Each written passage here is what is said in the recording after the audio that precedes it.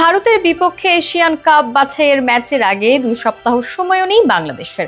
তবে প্রশ্ন উঠছে, ভারতের বিপক্ষে খেলতে ঠিক কতটা প্রস্তুত বাংলাদেশ? 25 মার্চ ভারতের বিপক্ষে অ্যাওয়ে ম্যাচ দিয়ে শুরু হচ্ছে বাংলাদেশের এশিয়ান কাপ বাছাইয়ের তৃতীয় রাউন্ডের মিশন। গ্রুপের প্রতিপক্ষ সিঙ্গাপুর ও হংকং, কিন্তু বাংলাদেশের সমর্থকদের মূল দৃষ্টি ভারতের বিপক্ষে ম্যাচেই রয়েছে। বাংলাদেশের সাম্প্রতিক পারফরম্যান্সে বিশেষ কিছু নেই। গত নভেম্বরের পর জাতীয় দলের কোনো আন্তর্জাতিক ম্যাচ খেলেনি বাংলাদেশ।